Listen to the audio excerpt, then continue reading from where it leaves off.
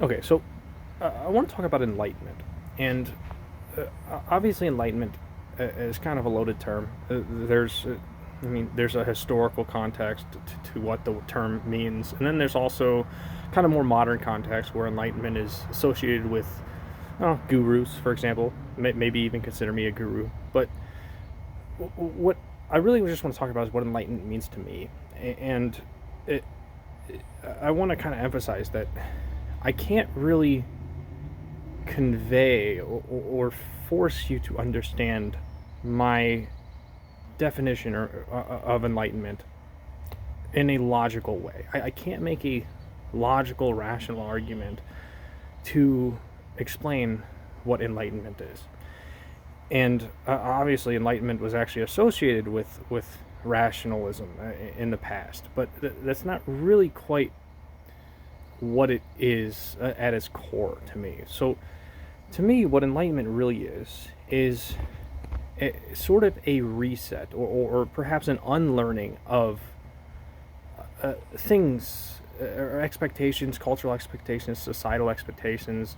It's an unlearning of trauma. It's a reset of trauma, and what that reset or unlearning enables is essentially a feeling that you have a choice between pessimism and optimism. Okay, so oftentimes we are born into, again, these cultural and societal structures that are based in fear, right? So you have to behave like everybody else, otherwise you're going to not be able to feed yourself, right? You're going to starve, you're going to be homeless, you're going to get sick, and you're not going to be able to pay for your health care. All of these things, these are societal expectations that are based in fear. And fear is essentially the motivator. And when you are in that fearful mindset, or when fear is kind of your North Star guiding you through life, what you begin to believe is that you don't have another North Star to choose from, okay? But ultimately, what enlightenment is the feeling that there's another North Star to follow. And that North Star is optimism. That North Star is gratitude.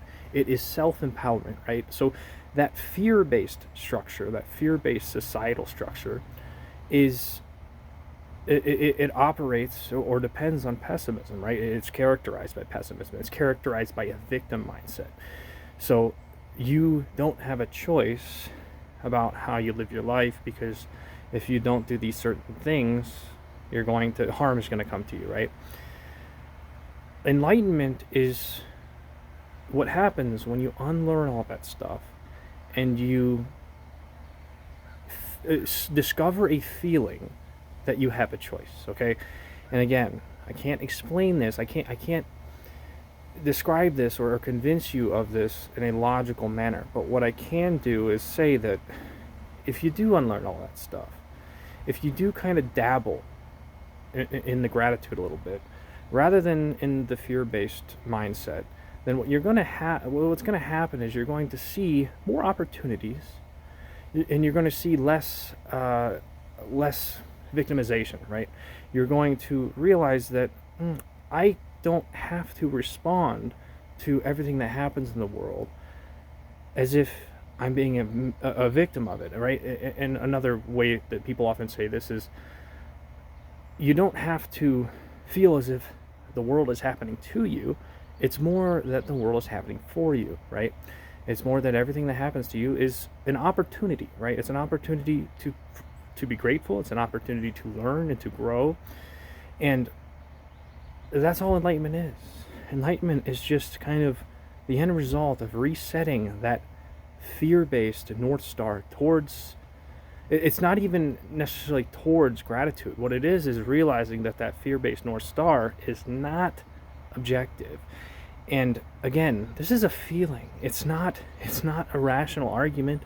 It's not a logical argument. It is a feeling. And if I knew how to get you to acquire that feeling, I would do my best to explain it to you, because to be grateful for everything you see and everything you experience is an entirely different experience. It's a better experience than being fearful of everything, of all the things that happen to you. So, again, enlightenment it's not something you can read in a book. The various religious scriptures, the Bible, the Vedas, all of these ancient religions, they are touching, or they are expressing kind of pathways to enlightenment through kind of metaphor, right? Through analogy, but they can't give you instructions, because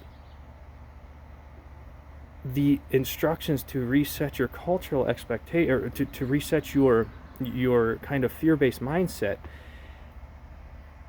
it hinges on you being willing to do that. It hinges on you setting aside that entire fear-based structure, becoming conscious of it, and setting it aside and trying something different. And some people arrive at enlightenment in many different ways. So sometimes people just get so sick of the fear-based mindset that they are overloaded, and it no longer serves them, so they choose gratitude. And that's perhaps what happened to me. Other people, maybe they were born into that mindset of gratitude. They were not indoctrinated with the fear-based mindset that ultimately led to the pessimism and the victim mindsets. But again, all enlightenment is the feeling that you have a choice between pessimism and optimism. And if that feeling presents itself to you,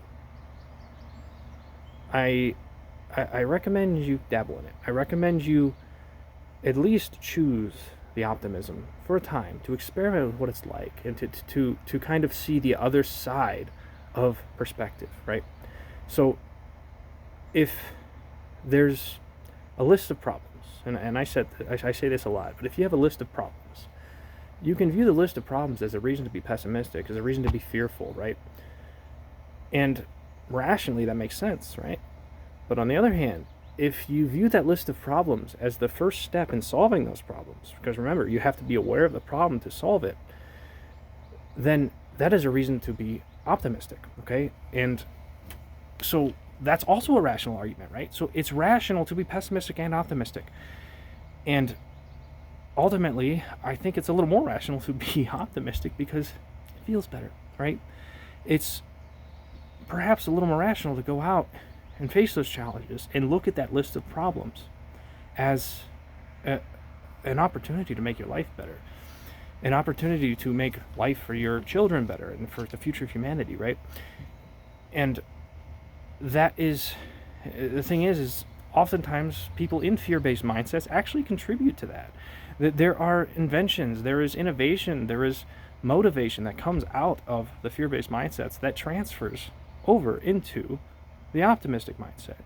So we create tools in that fear-based mindset that are also useful for the people in the optimistic mindset. So you can use a tool to create or destroy, right? You can use a hammer to build a house, or you can use a hammer to kill somebody. The tool is there for you to use, and how you choose to use it is up to you. In that same light, when you are enlightened, or when you kind of acquire that reset of trauma and that reset of cultural and societal expectations, you can reorient those tools for better, or to help yourself, to help humanity. And you'll see a lot of people blaming social media for a lot of the world's problems because they see these rising problems in the world. They see this list of problems, and social media is perhaps associated with it. But this isn't causation. This is association, right? It's correlation. It's not causation. So again, there is no rational argument to convince you to be optimistic, because a list of problems is rationally a list of problems, but it's also rationally the first step in solving those problems, right? Becoming aware of that, of the fact that rationality is not going to help you reach optimism, and ultimately it just becomes a choice. So again, I can't convince you of anything, but what I can say is that if one day you do feel the opportunity to choose between pessimism and optimism. Choose optimism. Try it out. All right, thanks for watching.